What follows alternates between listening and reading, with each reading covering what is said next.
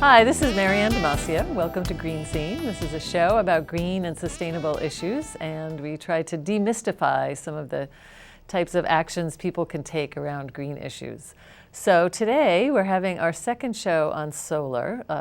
Last show we had a couple of residents here who either leased solar, bought solar, or were part of a solar community solar.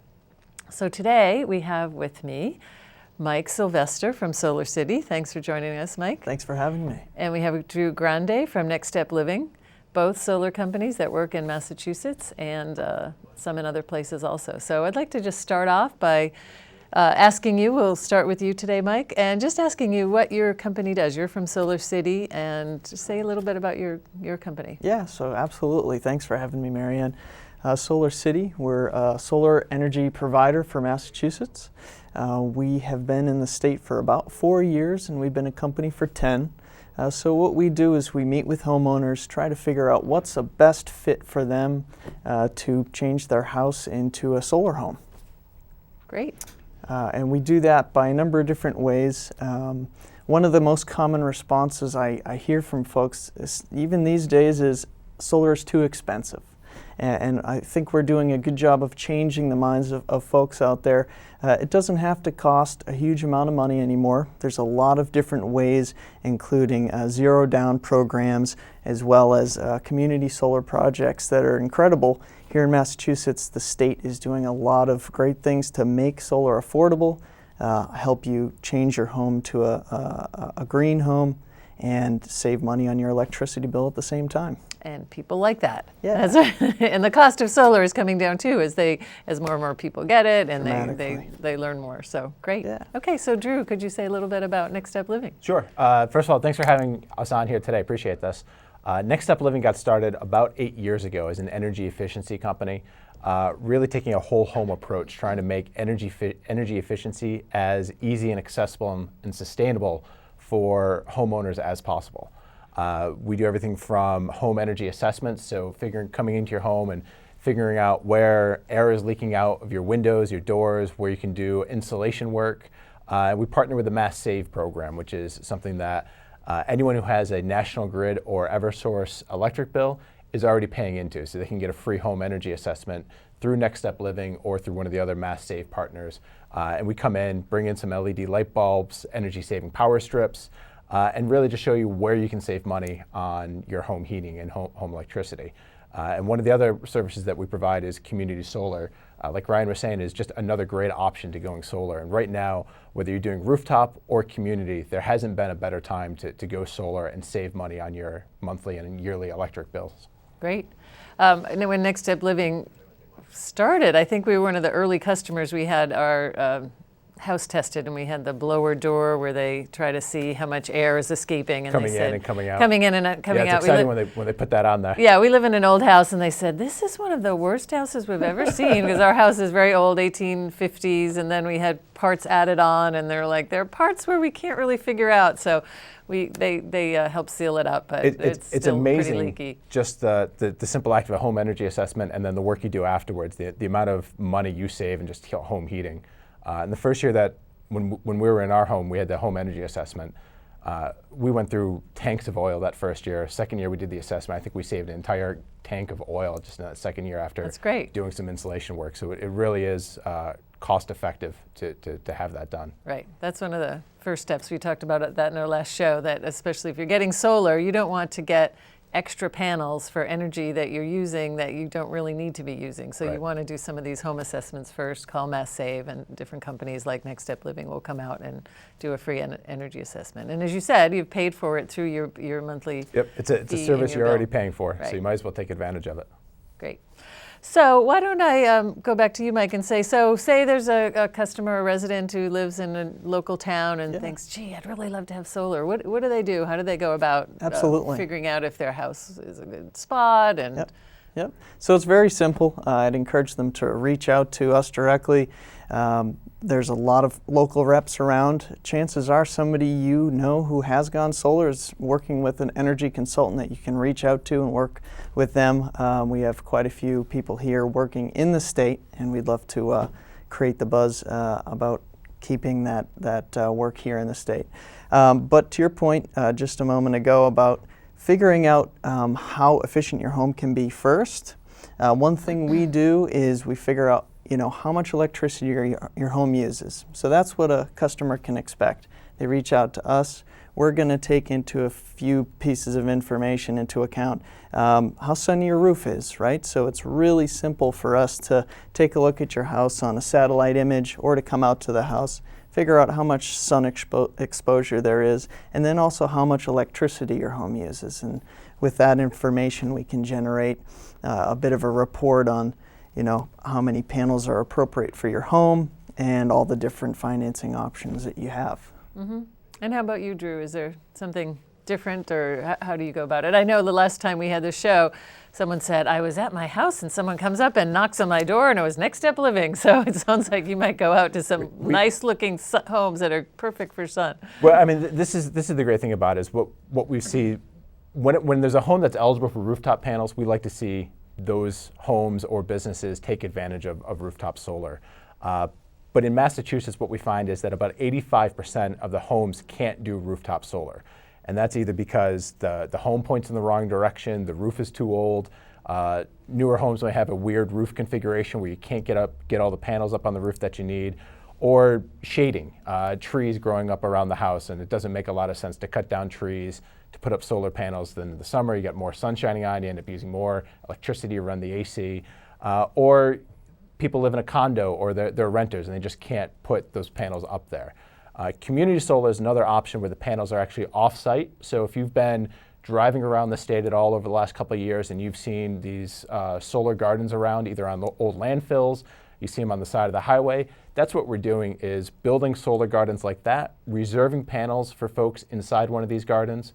The energy goes directly back onto the grid, and Eversource or National Grid credits you with dollars back onto your monthly Eversource electric bill. Mm-hmm. So you get your Eversource bill or National Grid bill goes down to zero 10 months out of the year. You don't owe anything to them, and you get locked into a fixed monthly solar payment that won't change for the lifetime of the solar garden. Okay. So two things. I like the term now, solar garden. I'd heard it called collective, solar collective, community solar, but there's something about solar garden that makes it sound so. And you get a share of your solar garden, so it's just like a share of the community garden, the food share, the co-op that you might participate in. And where are some of those located? There's one in Taunton. There's one going up in Bourne. There's two in Warren, Massachusetts, and there's another one in Freetown, just outside of New Bedford. Okay. And so, That's great. Is Solar City connected with any of the? We're not. We specialize mostly in residential, so people's homes who do qualify for solar. Mm-hmm. But one thing I love that Drew mentioned is a big deal for just solar implementation in general is creating a controlled and predictable electricity cost for your home, right? So with community solar and with residential solar, you're locking in an electricity rate. So here in Massachusetts, we see electricity pricing fluctuating depending on where we're getting power from. With solar, you're able to gain a bit more control. A lot of the time it's for 20 years. You're able to figure out what your electricity costs are going to be. They're often less, and they're not going to fluctuate quite as much as we experience here in the winter spikes and what have you. Mm-hmm. So today happens to be a cold day. It's 27 degrees. The sun is shining. You're getting some solar activity today and getting some energy from that. Is it less in the winter than it is in the summer because of the hours of the day, or does the temperature matter? Or? Yeah, pretty much what you see. What I tell people is during the baseball season, when the Sox are out there playing, your panels are going to be creating more energy than they will during the winter when David Price and David Ortiz are down south for the summer. But April through September, your panels are going to be creating more energy. You're going to be storing up credits on your electric bill that's going to get you through the winter when the days are shorter during that time. But yeah, longer days mean your panels are creating more energy. Okay, so when you said your bill would be zero, say I have about a $150 bill a month, and how many panels on a solar garden might I have to buy to make a zero? Hard for me to say. I think, because I normally don't think as far as panels, I think more along the lines of kind of if you had a $150 average monthly bill, we would reserve panels for you in the garden. Your new solar payment would be about $125, $130, something like that. What we're seeing for most folks is that you're going to save about 10% in the first year off of your annual electric budget. So you get two good benefits. The first one is obviously you're participating in the clean energy economy, which is great. Your energy dollars are now staying local rather than going out of state or out of the country. It means you're creating more local jobs, keeping that money here. And the other good benefit to this is you're going to be saving on your monthly electric bill, just like Mike was saying. And you're going to know exactly how much you're paying. The other great part about this is, just like with you saying with that 20-year program, is as Eversource continues to raise rates in the future, just over the last 5 years, they've increased rates by 30%. And I don't think there's anyone out there that can really expect that Eversource is going to start dropping their rates down and making electricity cheaper. What's going to happen is that $130 that you're locked in right now for solar, 5 years, 10 years from now, when the price of electricity doubles again, you're still only going to be paying that $130 a month for solar. And you're going to be protected against all of those Eversource and National Grid rate increases. Sounds good, and I feel good. And if I have the solar too, it's environmentally, I feel like I'm making it really a is a great difference. program, and that's the thing. So our solar gardens, what we figure is each garden saves about 14,000 metric tons of carbon pollution. And I don't know about you, but metric tons of pollution just right over my head. It doesn't make a lot of a difference to me. So the better way to think about this is you're actually saving about 74 rail cars of coal from being burned, or about 1.6 million gallons of gasoline from being burned. So you are having a pretty big, significant impact on clean air and clean water by participating in solar energy. Good. That's a good deal. So Mike, let's come back to you. And so I'm a resident, I'm trying to decide about solar panels. You come, you do the energy audit, say this is how many panels. So then there's the big decision of, do I buy or do I rent? Which one makes more sense? So can you say a little bit about that? I'd be happy to. So traditionally, purchase was really the only way to go.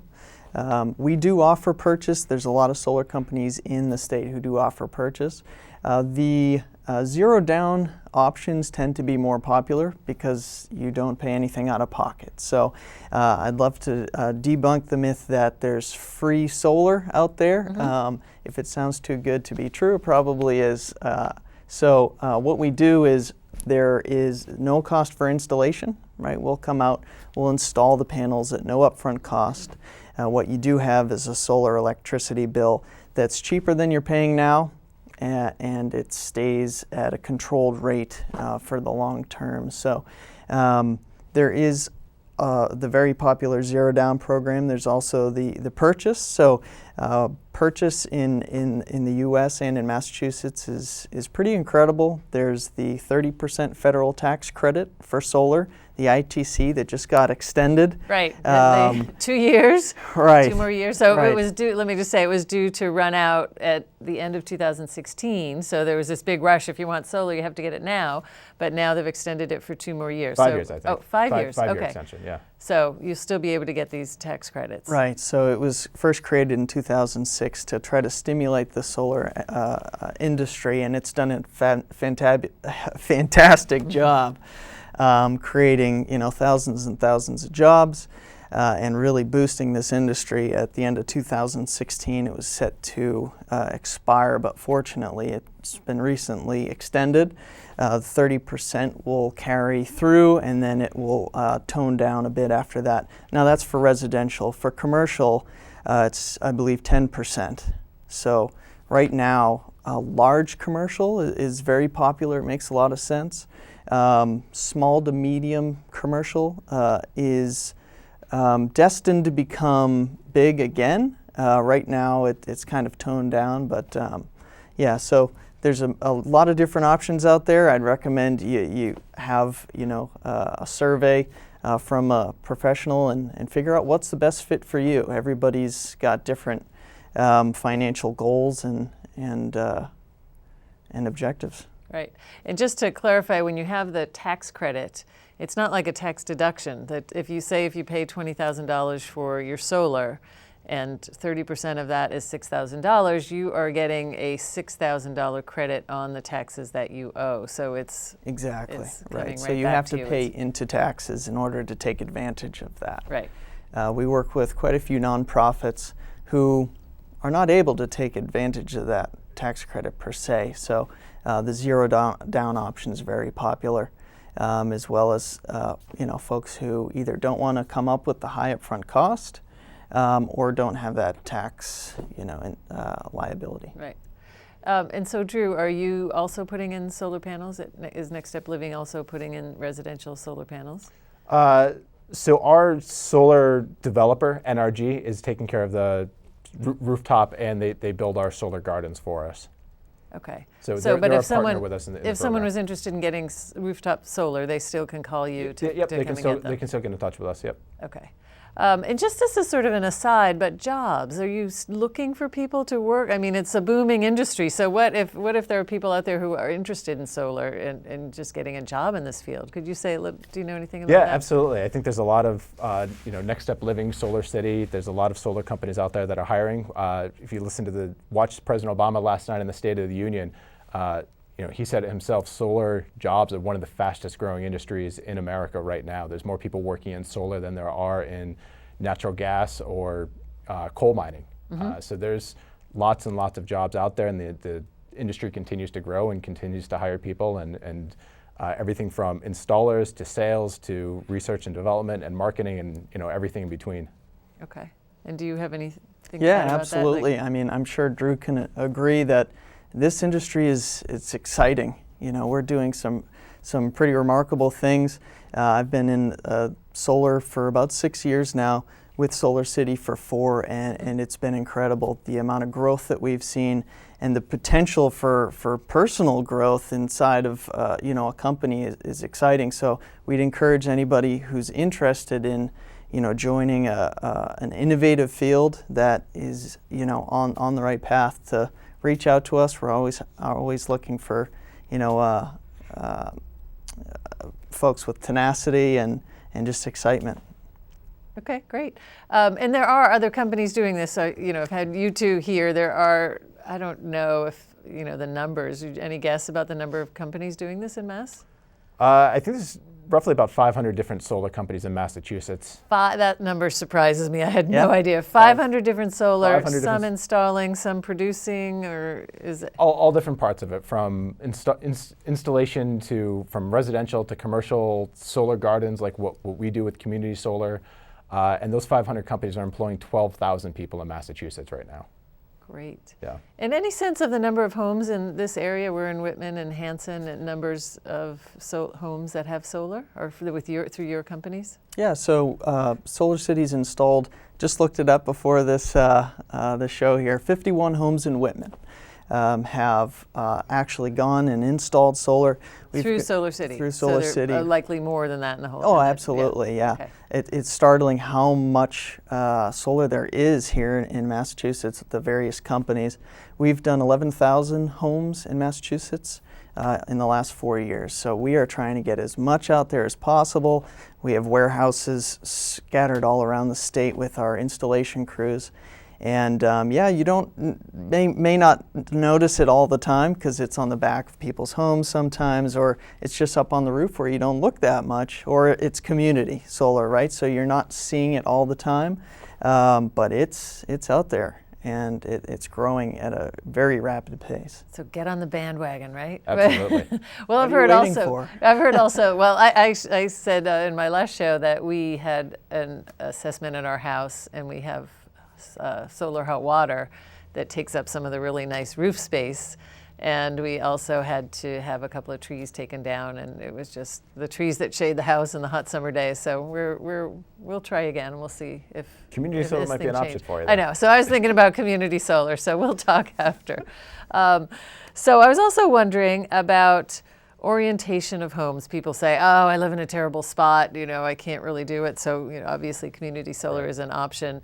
But what about homes? What do they need to have to go with solar? Yeah, absolutely. So we do look for south-facing roofs primarily, or east-west. The sun is in the southern hemisphere, so ideally a roof that is facing south, southeast, southwest, or even directly east-west works fine with solar. I hear it sometimes, well, we're in New England, how is this, going to work for us? Well, it works great. we may need a few more panels than they do in Nevada, but there's lots of solar out there working on all different roof types and roof directions.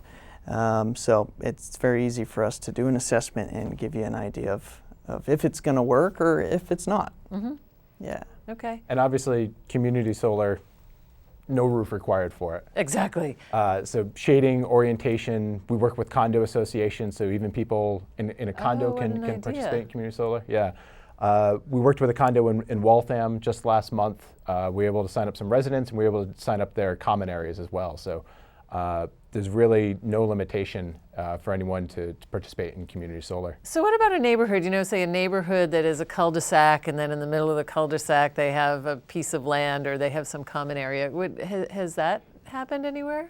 Actually, there's something similar in Plymouth. The Mass Department of Transportation, in one of the areas of land in the highway off-ramp, those little islands great there. idea. Yeah, they built a solar garden down there that's run by Mass DOT, part of the Green Dot program. Okay. So communities, if they're thinking about this, they could bring it to their community. I know we have the old Plymouth County Hospital, and I think they had just tentatively looked into that. But it seems like a great idea if you have a piece of land that's not being used. We have a lot of bogs around here. Yep. And like I said, you see them oftentimes in old landfills that have been capped over, and that land can't be used for much else. So, if it's a town-owned, oftentimes it's a good source of income for the town to lease out that land to a solar company to bring in solar panels, and they get a great source of income each month for the next 20 years while that solar garden is operating. Okay, that's great. So what about cost? Say I do want to buy solar for my house. What kind of cost are we talking? I know their houses vary greatly, but any just pieces that you can absolutely. You may be surprised at how high the numbers can be. So of course it's going to depend on how much electricity the house uses, how much roof space available.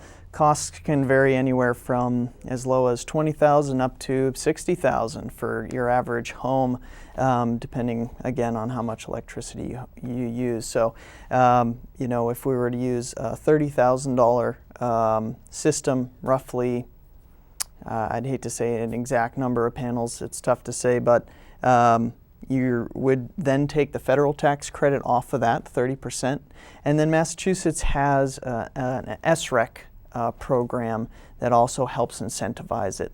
It's a little complicated, right. but I know people are like, "What's an SREC?" Can you? Just in the simple terms, can you say what that is? I know you get money back. Every state has a different way of incentivizing solar. Massachusetts has decided to use SRECs, and it's essentially the larger utilities like National Grid and EverSource have to have a certain amount of their power that their customers use be from renewables. So So what is it? Just curious, is that like 10%, or do you know what it is? I'm not unsure. It's about 13% right now. 13. Okay. I thought it was right around 15. 13% has to come from renewables, or else they get fined essentially. So, and you can probably elaborate as well. What they do is they buy energy credits off of homeowners and use that towards their minimum percentage that they have to use. So it's a great program. It's a creative way to incentivize solar, and it's worked out great. So homeowners will be getting a check in the mail for this, an SREC in the mail. Right. Only those who purchase, though, right? Right, so that's the purchase model. The homeowner pays the full upfront value. They get those tax credits and the SRECs back over time. On the other side of things, the zero down programs are essentially that full value, right? The $30,000. Companies like Solar City will upfront that cost, take the tax credit and the state incentives over time, which allows you to have free install and a lower electricity bill monthly. So it's really just a creative way to make it a little bit more financially available for people. Both options are great if you have the funds to do a purchase and you like the hands-on approach of managing the incentives. Those can be excellent. We're trying to I think Massachusetts and the solar industry is doing an excellent job of making this practical for everyone, right? If your home qualifies, you have these different options. If your home doesn't qualify, you have these other options. It's an exciting new industry that, we're still coming up with more and more different ways for people to do this, to switch to clean energy. I think people realize that the way we've been powering our homes doesn't make sense. There are better options out there. The hurdle was always it's too expensive, and that's not the case anymore. Yeah. Okay. We're getting near to the end. So Drew, do you want to add anything about Yeah, I think that the one thing that we didn't touch on yet is just that with community solar, if you decide that's a good option for you, you can actually move the benefits with you. So if you... That's a key point, because if you get it in your house and you plan to move in a few years... So 4 or 5 years, you're going to be in your home for 4 or 5 years. Still a great option for you. You can still get the benefits of taking advantage of solar. You get that locked-in payment. You know exactly how much you're going to be saving. You're protected against Eversource and National Grid's rate increases each year. And if in 5 years, if you decide to move across the street or 2 towns over, you can move those benefits with you to your new home. You just call up the solar company, say, I'm moving, here's my new address, and they just shift those credits that you're getting to your new address. That's great. And does it work out of state also, or is it just no, it's the one limitation. So that's it's in state. Yeah, you have to stay within the utility territory. Okay, so if your job moves you every 5 years, that may not be the best option, right. but you can me. transfer it to a friend or family member. Oh, Easy. okay. Yep. Okay. Yep. So easy to transfer. That sounds like a great option. I Right. know, I've been it really thinking is. about it. Maybe this is the impetus that gets me going. So anything you want to add, Mike, that we haven't talked great. about? I love that. That's very reasonable for people. They are able to transfer it. It's excellent. Yeah. And in general, anything else about solar that we haven't touched on? We have just 2 minutes left or so. I think it's just a great time to do solar. If you look at the history of rate increases by Eversource and National Grid, 10 years ago, over the last 10 years, we've seen the cost of electricity double. Over the last 5 years, it's gone up by 30%. Whether you're looking at rooftop or community solar, you're getting the option now of locking in at a discounted rate and being able to know exactly what your payments are going to be for the next 20 years. So being able to take control of where your energy comes from, where your energy dollars are going, and participate in the clean energy economy is it's a great opportunity to participate in solar right now. Okay. Excellent. Yeah, and I just encourage people to look into it. You don't know what your options are until you've had your assessment, you've had an energy consultant come out to your home and see if solar is a good fit for you. A lot of folks, it makes a lot of sense and may be better than you even assume. Right. And it's no cost to have someone come out to your house. Of course. Okay. And so how do people get in touch with you? We'll just look at your website. Do you want to just say the website? Yeah, we'd actually love it if you call us directly. We do have headquarters all over the country, but here in Massachusetts we have a number of different reps, 19 running right around this state. So I believe our number will be on the bottom, and we'd love it if you could reach out to us. Okay. Same thing. Call my direct line or email address and reach out to me directly. Okay. Thanks for listening in today. Hope you learned something about solar, and if you're thinking about it, hopefully you have all the information you need to either go with a solar garden or rooftop solar. And until the next time we do Green Scene, we'll see you then.